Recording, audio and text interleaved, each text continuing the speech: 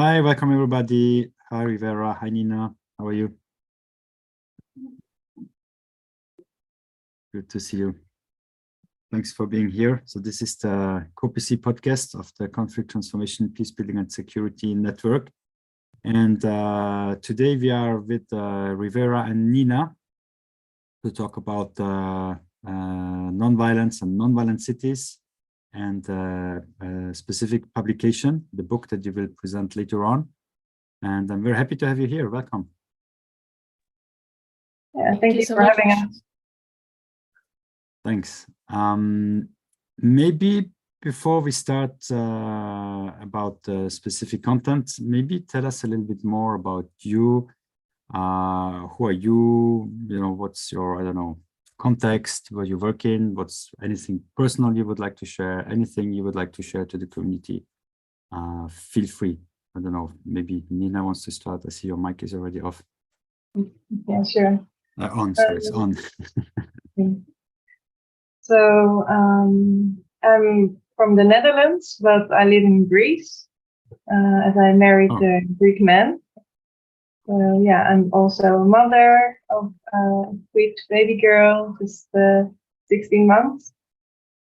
And well, I've studied conflict resolution and governance in Amsterdam. Started out in psychology, and then I chose that direction.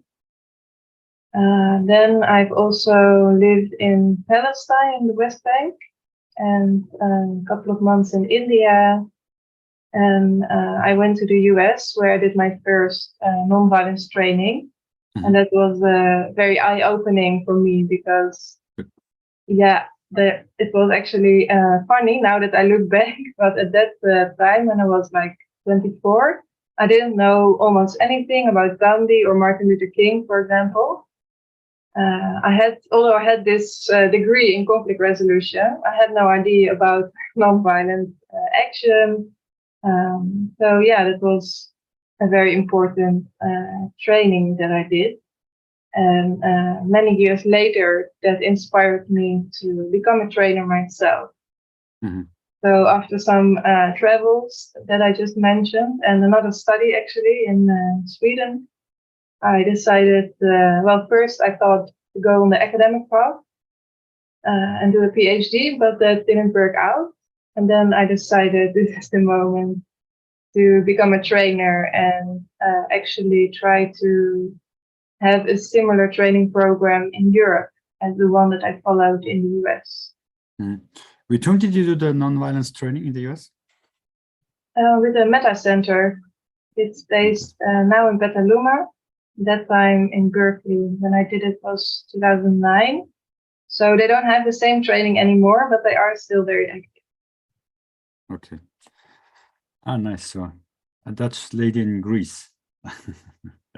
So besides the flat geography and the sea, what are other similarities between the two countries? Between the two countries, Oh, there's a lot of differences, I would say, more than similarities. So yeah, I mean, it was quite interesting. For example, when I was living in Palestine, everyone just called you an international or a European. And like I couldn't identify with those. So okay, it became a little bit more clear to me when I was also outside of Europe, how there are similarities within Europe, but yeah, Greece and with my mind from the so Greece and the Netherlands are quite different in mentality, maybe also due to the weather, but customs, yeah. But the mountains are great, which we don't have in the Netherlands. In Greece, no. Well, you're talking to a Swiss. The Olympus, for example, that's not far from here. Yeah, I mean, the mountains in Greece. I saw the mountains in Greece, and as a Swiss, yeah, it's nice mountains. Good, yeah, Rivera. How about you? Yeah, so I live in the United States in a part of it called Maine, and we're way up by Canada, northward. It's very cold here, and I'm on the farm that I grew up on as a kid. It's an organic farm. Yeah. And like Nina, and I think maybe like a lot of your listeners and many people around the world, it took me quite a while to get into this nonviolence thing. As you might imagine, the United States doesn't teach it to their school children. And so I ran into the field of nonviolent action and nonviolent struggle, but through being a novelist. Actually, I wanted to write a novel about a movement trying to make change, but I didn't know how they would do it. So I actually Googled how to bring down dictators nonviolently. And that's what got me into researching the incredible field of nonviolent action and how people around the world are using it to make change. And that brought me into knowing more and more about it, doing some trainings and working with the organization that runs the Nonviolent Cities project. That organization is Pace y Bene. That's Latin, I think, for peace and all good. And they were founded 30 years ago to promote nonviolence and to help people connect to all the skills and practices that you can use to practice nonviolence towards yourself, towards one another, and towards the whole world through social justice and social change. Okay, interesting. So Pace y Bene, I can read that as a French speaker. Pace like la paix, and Bene like bien, the good. Okay. Exactly. Okay. So we talk about the guide called, if I'm right, Engaging Nonviolence, Activating Nonviolent Change in Our Lives and Our World. Yeah, can you tell us a bit more about it? Where does it come from? Who developed it? How and why? And what's the story of that guide? Yeah, I thought maybe it's also nice to mention that. So when I wanted to become a trainer, I just Googled what's going on in the Netherlands. And I found this organization called Foundation for Active Nonviolence. Yeah. So they have been supporting me in the last 7 years to do this work. And now we are moving forward for me to be the director of training there. Ah, great. Yeah, so and we will also use the name Peace Power that I've been using for my work because I work within Europe, so everything has to be in English. And they always kept their website and all their material in Dutch. So we had this like separate places, and now they're gonna be like officially the two parts of the organization. Okay. So yeah, I just wanted to mention that. But when I started to do training courses, I was looking for materials also. Because the training that I did with the Meta Center wasn't documented in any way. So, and I did go back to the United States, trying to work with the director at that time, who became former director when I went back. But she had like, a lot of personal things going on, which kind of made the work not go so smoothly. And then I remembered that one of the trainees in the program that I did with the Meta Center was with Pace y Bene. And they had this workshop book. So that was Engage, Exploring Nonviolent Living. And I started to use it. So I was connected to Veronica Pelliceri, who is based in Canada. She worked with Pace y Bene for many years as an international trainer. And we just started to go through the book. So we also had like a really good connection, and we stayed in touch. And then after, I think 2 years, something like this, I wrote to her that I have so many ideas to improve the book. What do you think? Shall we do it? So she just sent me, okay, so make a whole list of everything that you think can be better. So I was like, okay, it's very American. I would make it much more international and include like examples from around the world. What made it American?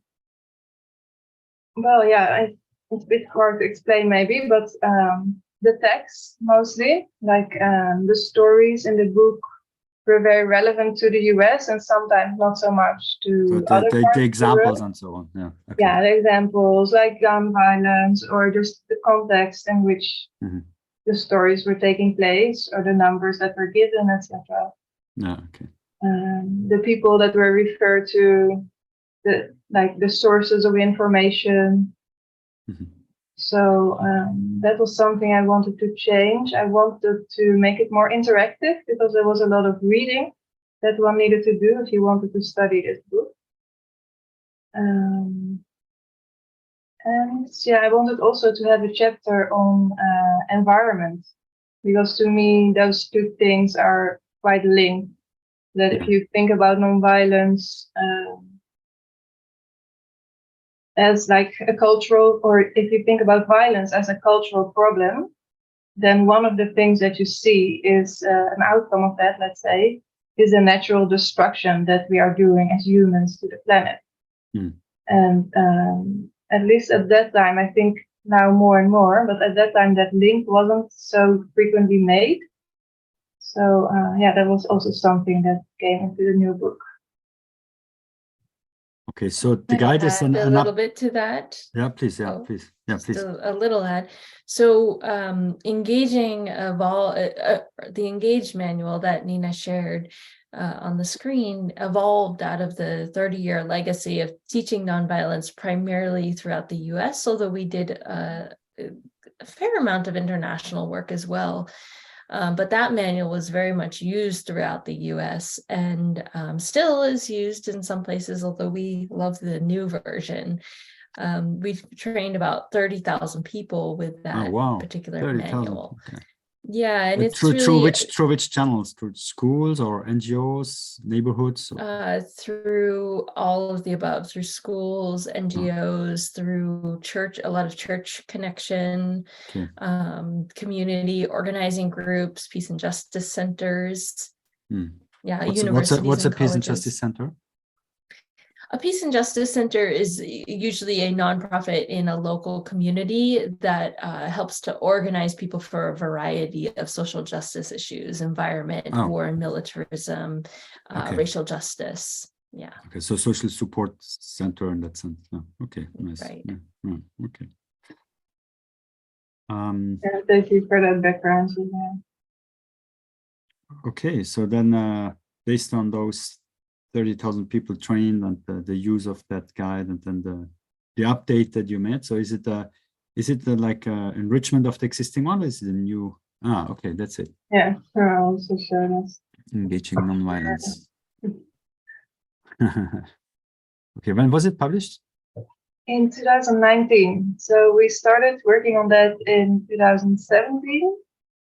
And I think it became a whole new book, actually. No. Veronica has also co-authored the previous one, but with 3 other authors. So, and this one was just me and Veronica. Okay, and we will share it so that listeners know. We'll put the link in the description. So if anybody's interested, we can share that. Okay. So now is it still used the same way with the same group, neighborhood groups, peace and justice centers, schools, religious communities, and so on? Still the same touched group? It's just new approach, new book, same group. Okay. Yes, both books are designed to be self-guided, so you don't need an outside facilitator to use them. You and your circle of friends can gather and do it. So it is used a lot in that context, but then we also do trainings that are based off of it, as does Nina. And then increasingly in the pandemic and going forward, we have online adaptations of that. Nina, what else do you want to add? Yeah, no, that's quite a good summing up, I think. So it is both used by Pascal in the US and online, and I also use it a lot in the training courses that I do here in Europe. And the groups that use it, do they use it preventively to, let's say, to educate people, or do they use it once they are in a conflicting situation as a sort of, mediation tool? Is it conflict prevention, conflict management, or is it beyond that and more like culture of nonviolence?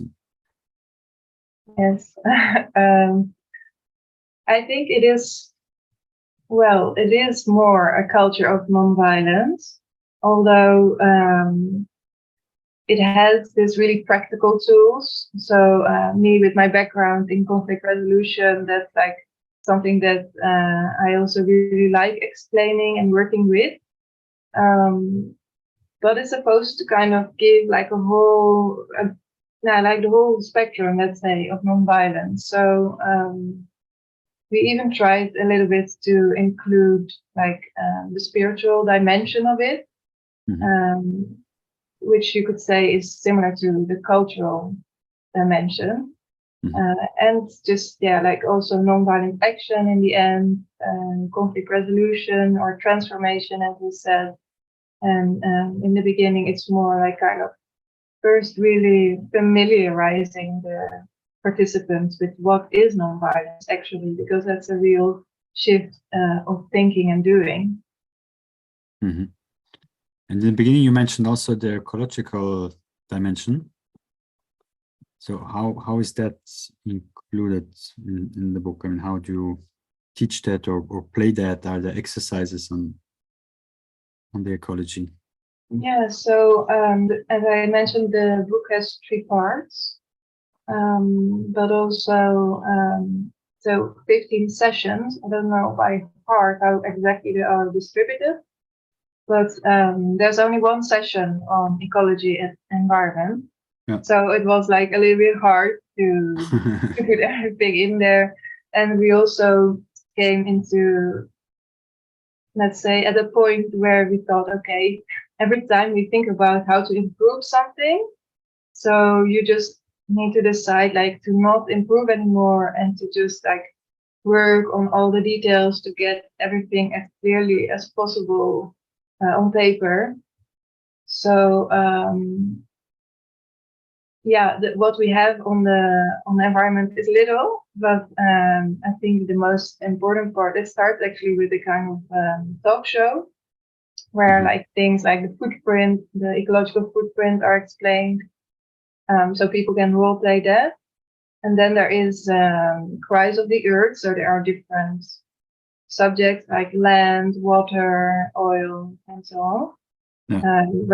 So there are the different examples of different parts of the world that people can dig into, and then you can have like a big pair, let's say. So if one group focuses on water, they will present what they researched, and then the other group that was focusing on oil will present that, and they'll learn from each other. Okay. So for you, Rivera, where do you see the connection between nonviolence among humans and nonviolence with the environment? I see it as a continuum, and sometimes, or something is deeply connected. And sometimes it's easier to even start thinking about this by thinking about violence, right? We are seeing every day the effects of the violence that we as humans have done to the earth, the destruction, the pollution, the toxins, the greenhouse gas emissions, and the climate crisis. And we also are seeing the impacts on us as humans of destabilizing our climate, or the cancers that come from toxins and pollutions.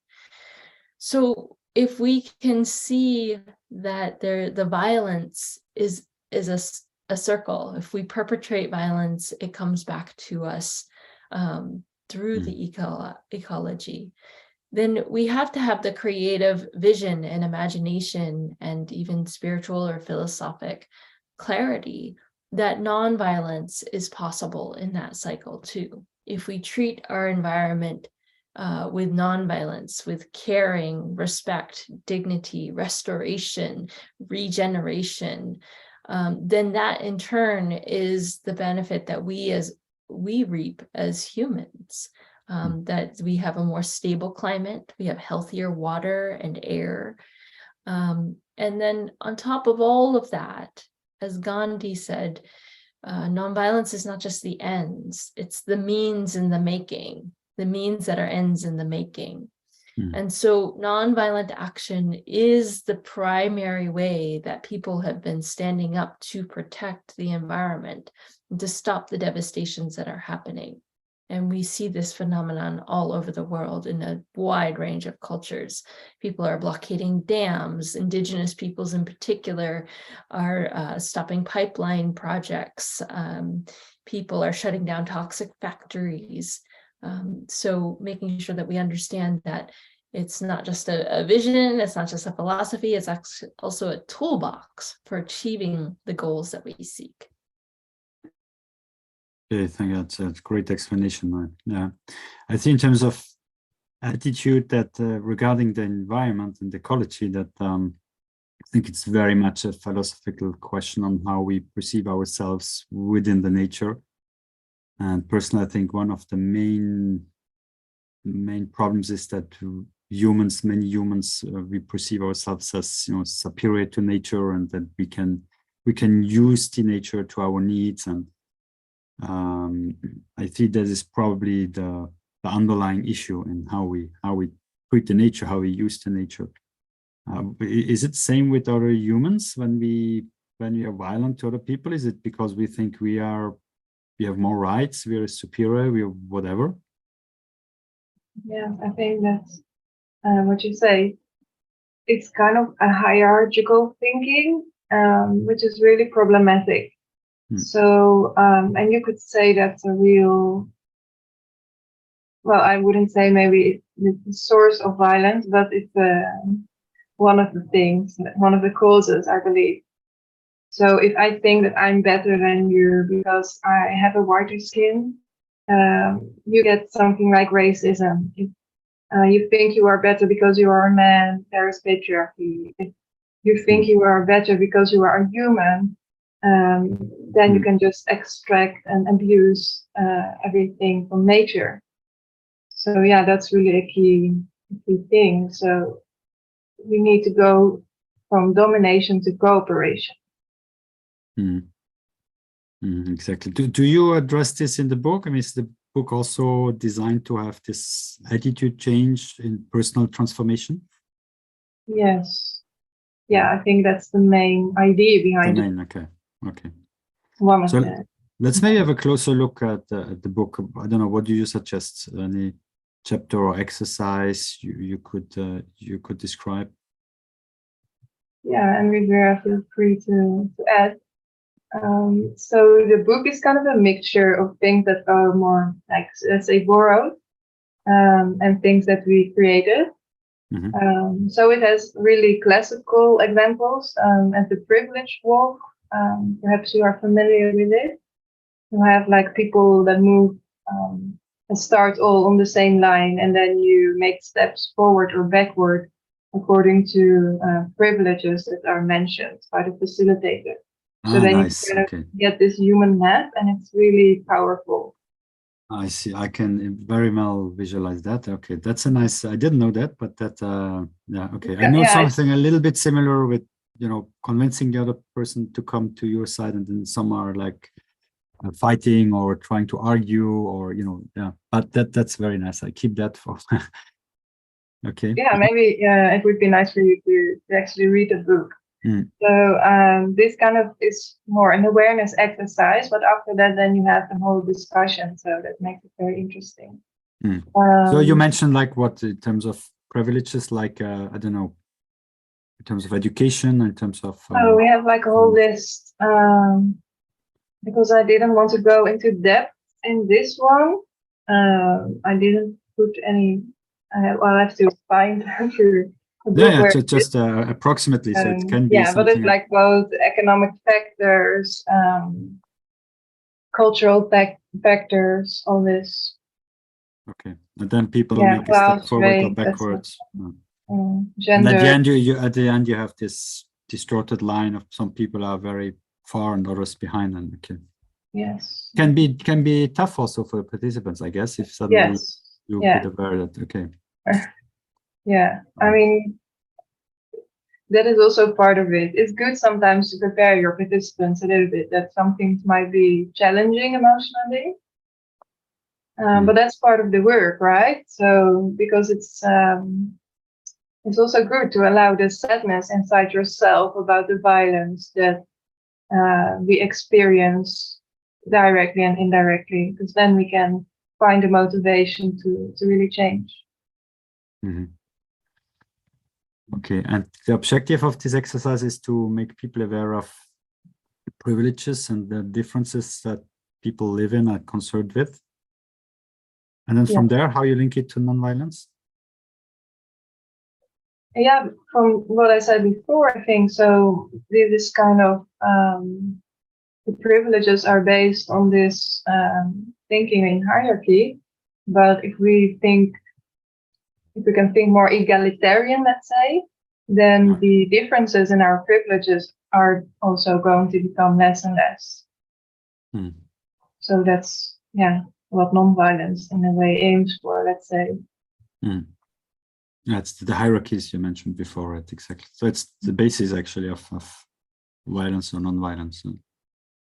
Okay. In a way, yeah. So, and another classic is the social change roles. It's from Bill Moyer, who thought about this in the 70s. So it explains how there are different roles that people can take in the process of social change, and how they sometimes don't cooperate, but if they would cooperate, it will be beneficial for everyone. Of course, nonviolent communication, we give a small introduction into the model.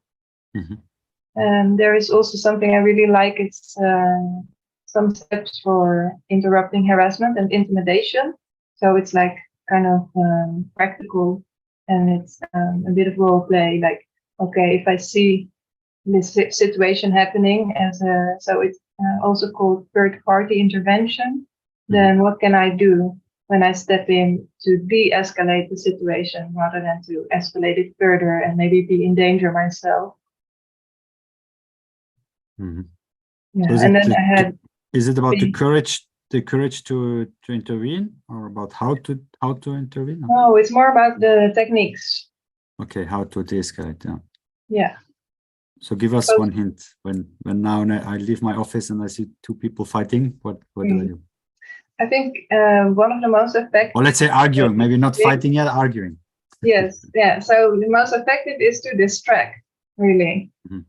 So when you see someone being really aggressive, you can ask them for like the way or a bus or the time or whatever, to just let that person put the attention on you and not on the person that they were aggressive to.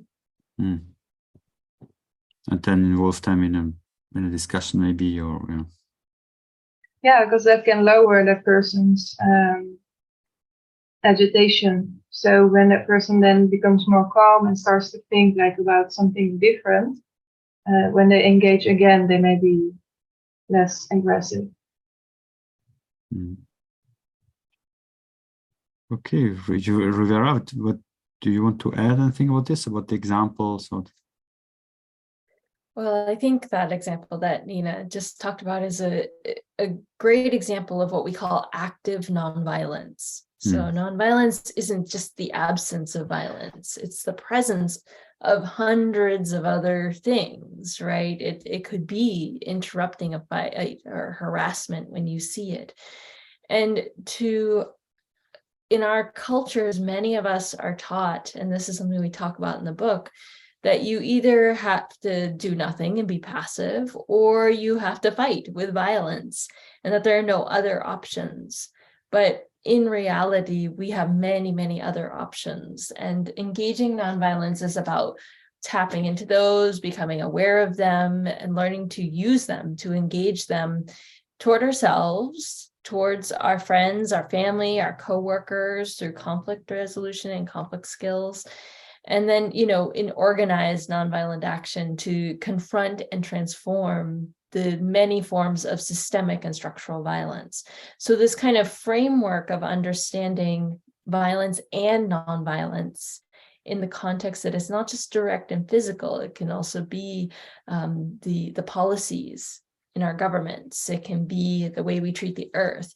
It can be cultural norms or cultural habits that show up in our workplaces. Nina and Veronica did a really great job of taking the original material and tying it more and more deeply to the situations that we find ourselves in right now in our world, and to the issues of concern that people hold so close and so dear in our world, and rightly so. Mm-hmm. That's interesting what you're saying about policies, governmental policies. For instance, at some point I read about the theory of brutalization, as it's called. And the theory is that the heavier, the more severe the state sanctions their people. If, for instance, if they made some studies in the US actually, comparing the states with or without death penalty, and at least to the study I saw, is they came to the conclusions that the states with death penalty, you have more crime and higher crime, or maybe more murder, or I don't remember exactly, because the explanation is that the citizens use the state as an example. If the state kills people, you take this as some kind of a reference. Obviously, it does not mean you can do so as well, but somehow it installs this culture of, yeah, people can be killed, you know. I want to go back a little bit, and I'll try to connect it to your point, because there were some other exercises I wanted to share. So one of them is the pieces of the truth, and that is based on a really key principle of Gandhi. He said, we as one person can never see the whole truth, so we need like other people to share their truth to get a fuller picture. So what you see now is, especially in the US, but in many other countries, is that like mainstream media, they are becoming more and more monopolized. So there are just like a few companies that have massive audiences, and then can really influence people in that way. So they don't really present, you know, different perspectives so much. And that is really crucial to nonviolence. So, for example, one of the exercises of the book is then that you do a role play where you have, for example, a refugee, a journalist, someone from the police, and a local. And you will say the perspective. You just get like a really short time to speak from your role, and you're going to take all the roles. So you have to try and stand in the shoes of all the different personalities. And there are like maybe 5 or 6 roles. Yeah. And in that way, you just gain like such a more broad understanding of the issue, which is really important to find solutions for any conflict that you have. I saw this in a socialization program for detainees, where they went overnight with the police to the streets, you know, on a normal police tour. And before, when they started, they said, well, normally, you know, I would be with the guys who attack the police, you know, we throw stones on them or whatever. And then when he was in the team with the police and they were attacked by those young guys, he said, oh no, gosh, how can they do that? I mean, we are here, we want to protect the people, and suddenly they attack us. You know, this change in mindset, change of perspectives, that makes a lot.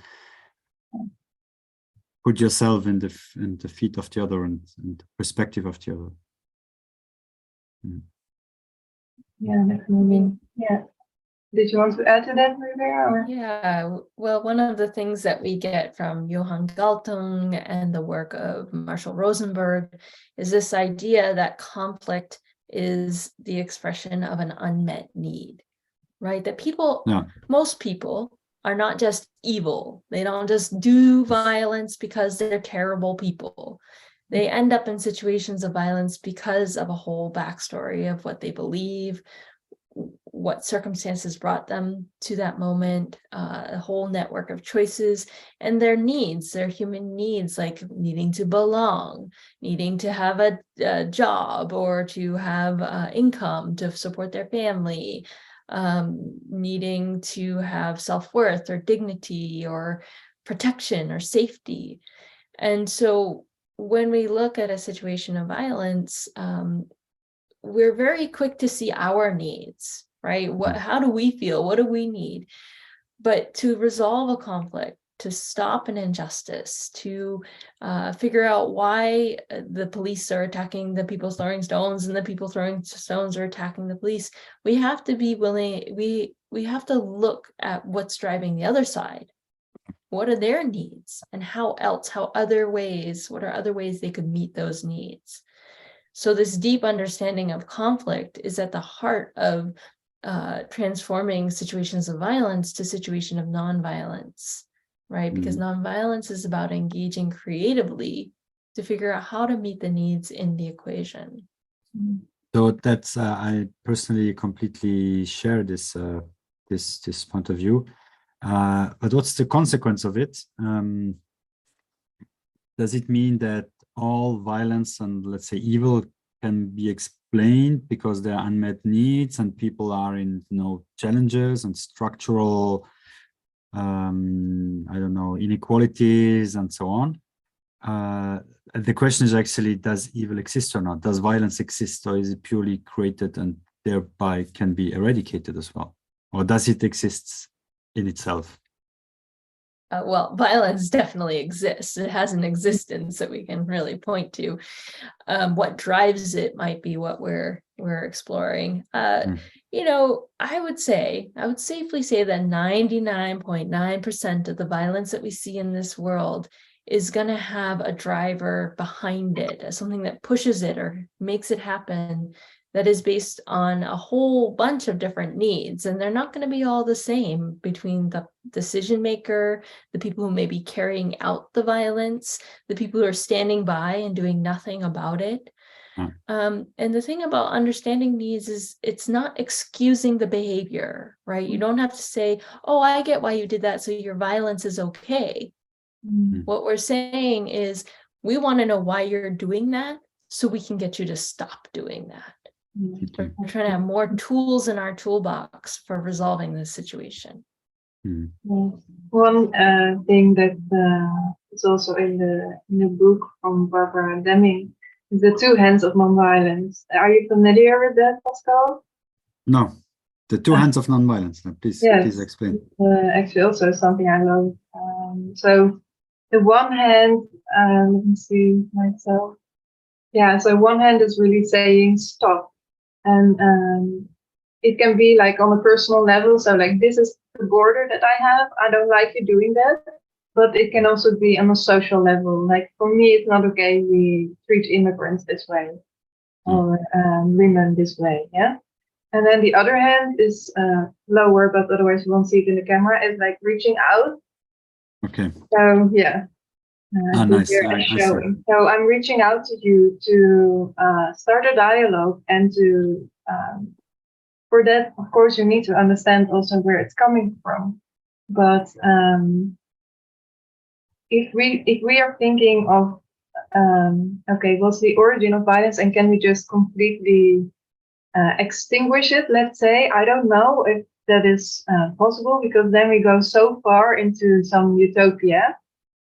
But we can definitely diminish it with a really great extent, and we can just practice ways that will create much more mutual understanding. So of course we all live in like a body with a brain that has different thoughts, and so we have all these different needs, and then sometimes we assume that other people can just guess them or understand them, but they don't.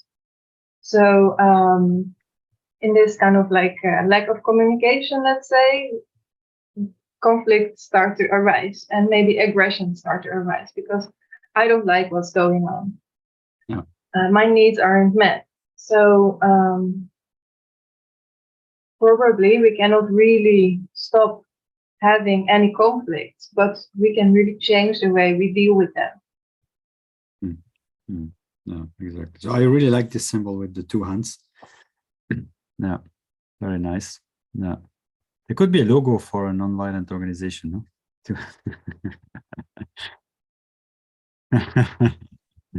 Yeah.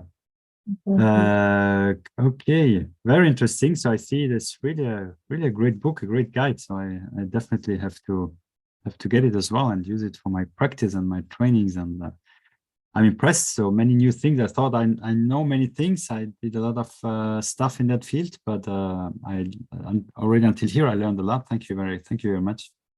Yeah, there's one story that I also really love, because when we think about nonviolence, power is also something really important to understand, because we have been taught the concept of power over, right? So the government has power over us, my boss has power over me, even maybe my father, or, and so on. So when we want to create nonviolent solutions, we have to practice power with, so power with each other. And we need to find the power inside ourselves, because very often we are told that we don't have any power, but actually we do. We have the power to change things. And if we can learn new tools, then this power will start to grow. So yeah, there's just this really great example that's already from the 80s, but there was a volunteer from the Peace Brigades International, Karen Reid, and she went to El Salvador, where they were kidnapped, she and a friend of hers. And then the Canadian embassy, Karen was Canadian, got her out of there, but her friend, who was from Colombia, was still inside with the rebels. And instead of walking out, she went back. And so the people were really amazed, like, okay, what? Why is she returning? You were free, and you are coming back. And then she said to them, well, you know how it is like to lose a compañero. So she used also the word that they are using to refer to each other. And this made them immediately understand what she meant. No. That, yes, you don't want to lose a compañero. And so they actually let her friend go free as well. And this kind of power is what we are looking for. That's very strong. Is that the story of the origin of the PBI, Peace Brigades? Yeah. I think, at least I know it from Michael Negler, who has told it to me. And I guess he just heard it from Karen herself. But yeah, she's a Canadian activist. I guess she's still active in the field, I'm not sure. Because Peace Brigades, if I'm right, but they also exist in Switzerland, and they actually do accompany human rights protectors to actually prevent, people from either attacking them or, yeah. That's nice. So okay, strong. It's a very strong story. Right. Okay. So we saw a couple of examples from that guide. What else can we say about it? I don't know. Maybe Rivera wants to say more about the nonviolent cities where it's also used. Exactly. Yeah, maybe. Right. So I hope our discussion today has given people a sense that, nonviolence is a very big field of practices, skills, actions, tools, strategies, philosophies, approaches. And when what's the most challenging one of those?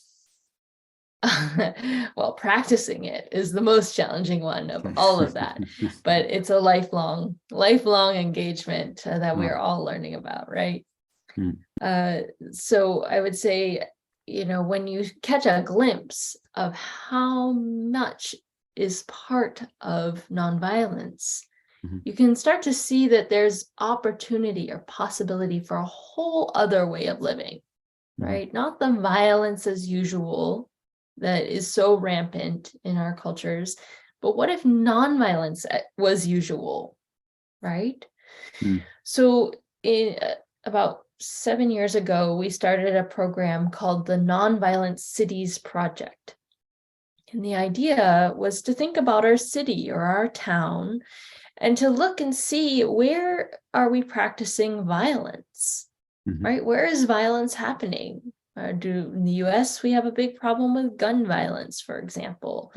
Other places might have problems with suicide or domestic violence, or things like environmental destruction, or an unhoused population where people have to live on the streets because they don't have access to housing. Other places have situations of war going on. Most of our work is within the US, so we share the cities, there's about 30 of them, share similar focuses, but they also have different nuances to what they're working on. And for every situation of violence, they try to challenge and transform it and offer a nonviolent solution that can be implemented on a systemic or structural level. To achieve this, they have to do a lot of education about nonviolence, which is where we use the study manual, Engaging Nonviolence, to help church groups, school groups, community members, students at universities understand what's in the field or the toolbox of nonviolence. And Nonviolent City doesn't necessarily mean that they're perfect, that they're utopic, that there isn't any violence. It means that there is the presence of people who are very committed to changing the violence that is present, to bringing forward the solutions. And for this, let's say, I don't know if you can call it inventory or violence inventory, who does it? What is the local communities, the church or an NGO, or is it totally bottom up, or do you have cities where maybe even the city council says, okay, let's do that? It's a mixture. So we have groups that are very bottom up from citizens. So they're in a particular neighborhood and they're particularly organizing, say, the moms and the youth to go and do walks around the community to reduce the risk of gun violence. We have other cities where a single organizer has gotten the city council to make a proclamation or a declaration that they want to be a nonviolent city. We have other cities where, say, a faith leader or a church group will work with a group like Nonviolent Peace Force to train former gang members in unarmed peacekeeping skills and then get them hired to replace the police officers in the public schools. Oh, okay. Oh, wow. So that's really very concrete example. So that's exactly the kind of things you want to share on this podcast. So I think it's really promoting peace now as concretely as one can, I think. How many cities do participate? We have between 25 and 30 cities that are actively organizing, and then we have a number of other cities who are kind of in the interested stage and the getting formed and organized stage. And we try to help people go from being like, wow, this is a cool idea, to having the practical skills and the knowledge of the solutions and the organizing is kind of practices to achieve some of these particular projects. And in the work that we do, we use a lot of peer-to-peer training. So we have one Nonviolent City offer how they did something like get their city to take their money as a city out of investments in weapons and fossil fuels. Or another group might share how they got the city to give them free advertising space on the side of municipal buses to promote nonviolence to the whole community with these, mobile traveling billboards. What now if there are listeners now listening to us and they say, okay, wow, that's great, I want to do that in my town? What do they have to do?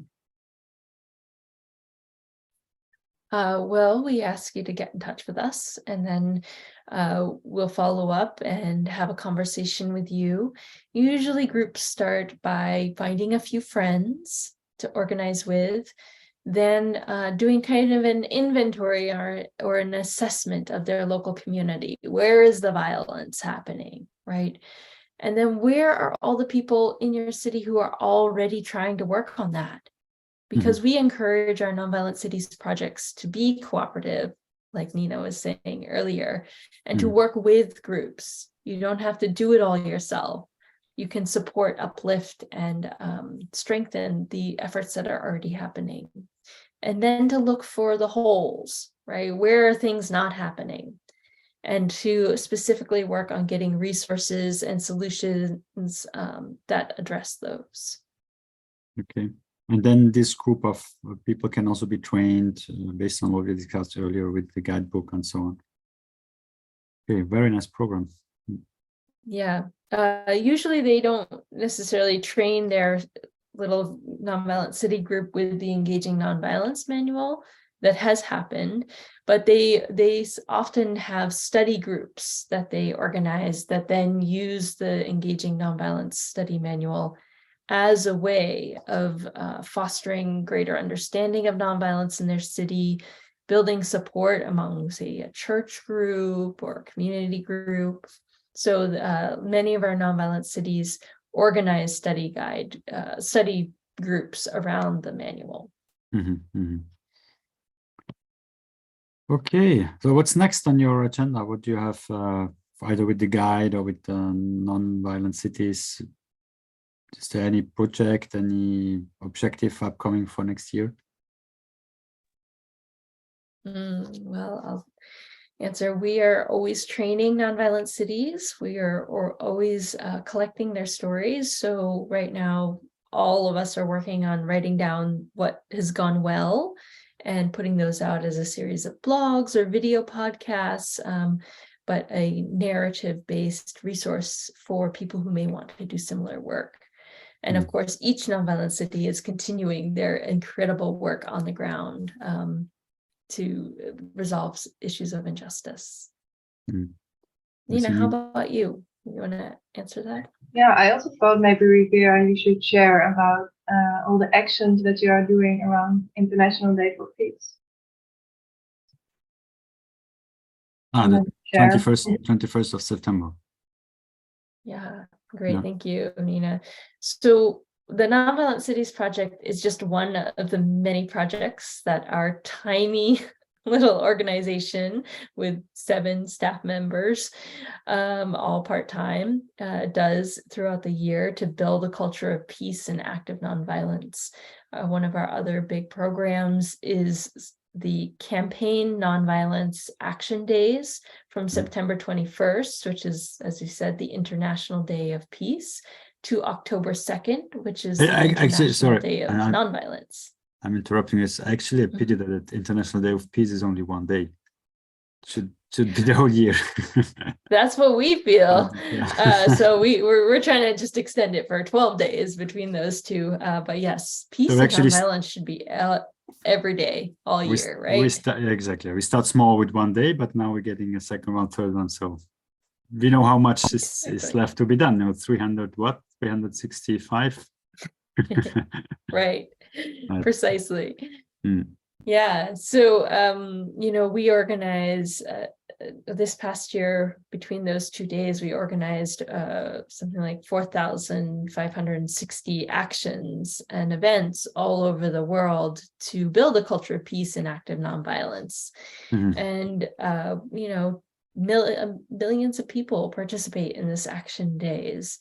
And it's a really important time for people to take a public stand against the violences that are happening, to see that there's connections across issues of economic injustice, environmental destruction, war, racism, and that there's connections between the kinds of violence that we face through those systems, and there's connections for the nonviolent solutions that we want to implement in our world.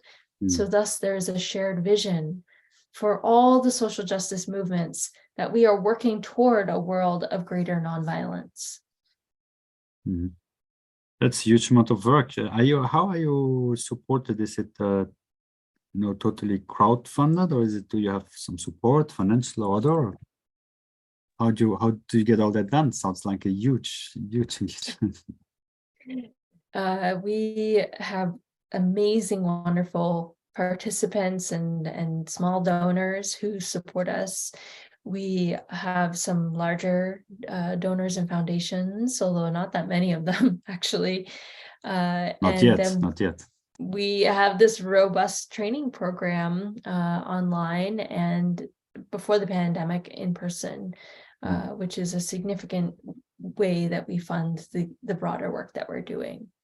So yeah, we tend to spend a lot of our time doing the work and maybe not quite as much time fundraising, which is maybe perfect. But yeah, if any of your listeners have a great fund and want to support the work, we're always open to hearing about that.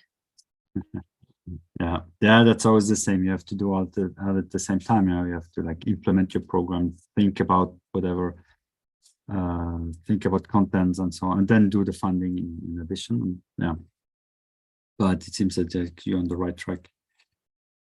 All right. Yeah, so we'll share, maybe if you can send me different links that we can share in description for where to get the guidebook and the training programs and yeah, different websites. Nina, you shared something also, a video about the book, so I'll take all that. Yeah, I'll send you a video and the link for the book. So Pace Ben sells it in their web shop. And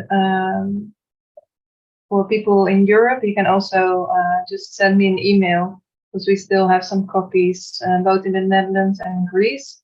So that's going to save you a lot in the sending costs. Yeah. Okay. And I thought maybe also to add a little bit of what I'm doing here in Europe.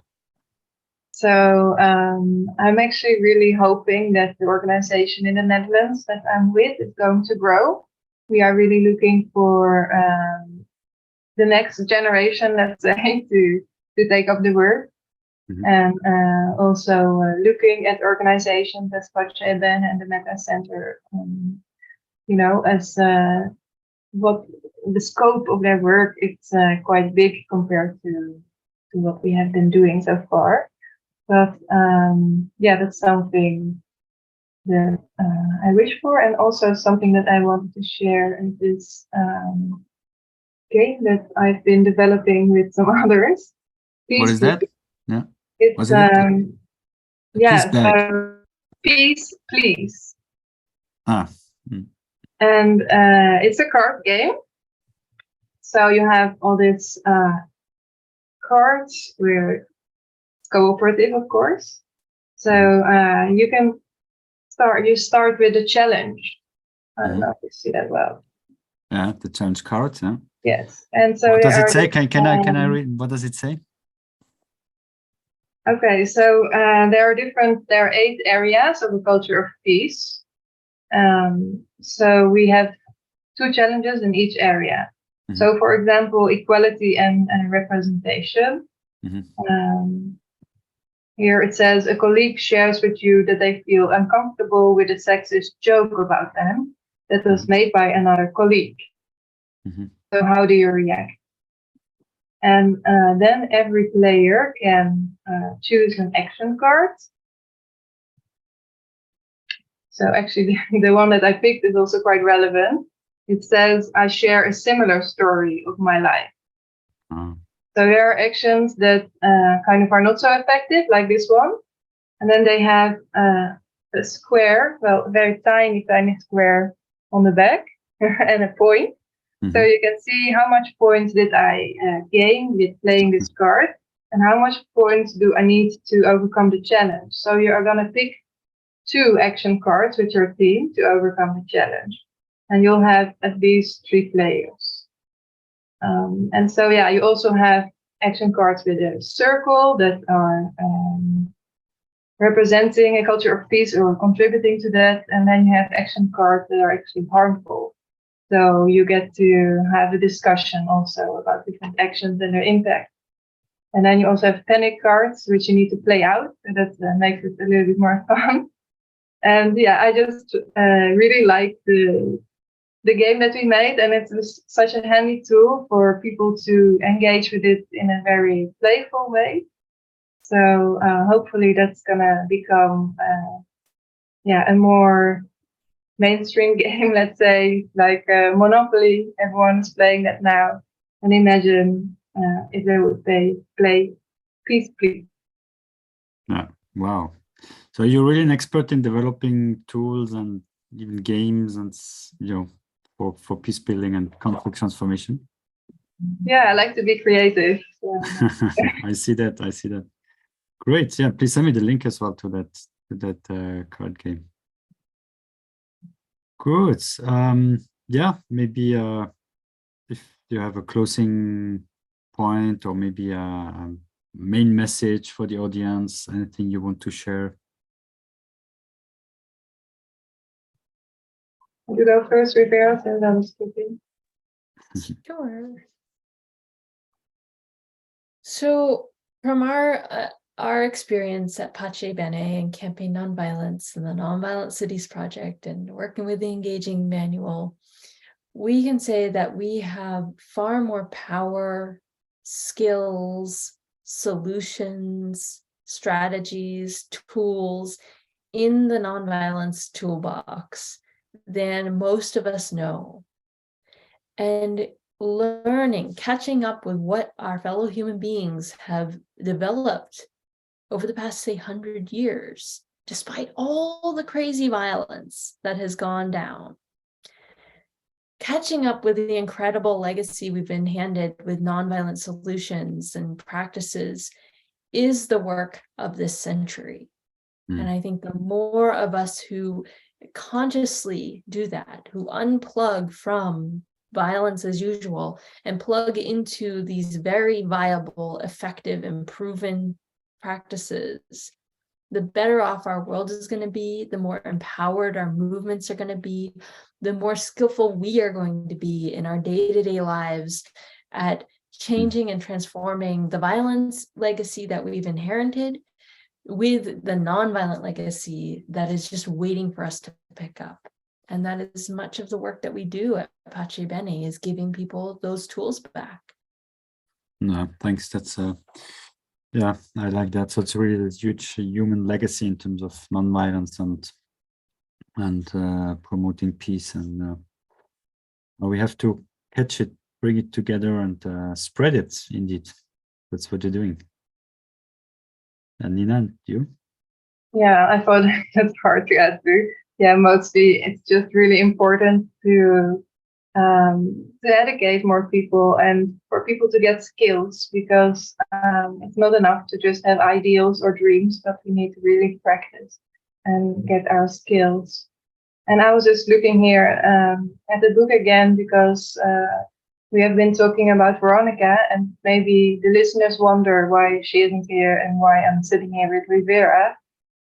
So that's because, unfortunately, Veronica has passed on in February this year.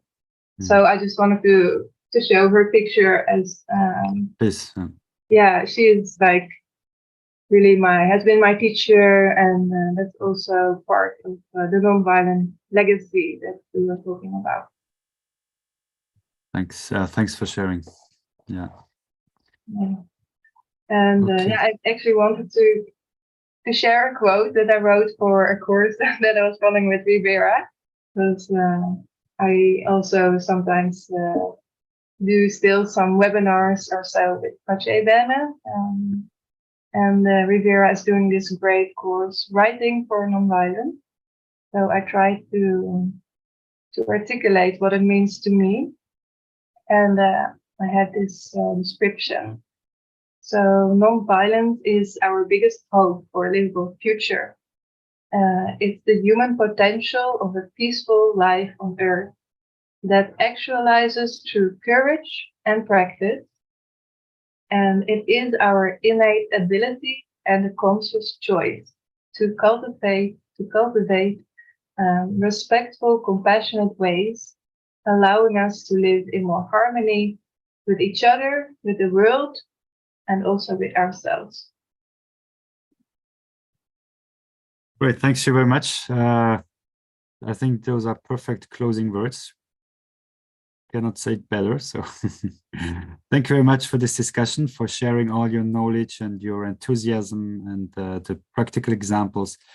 So if anybody's interested, I understood that you're totally open to be in touch and share more and continue the discussion.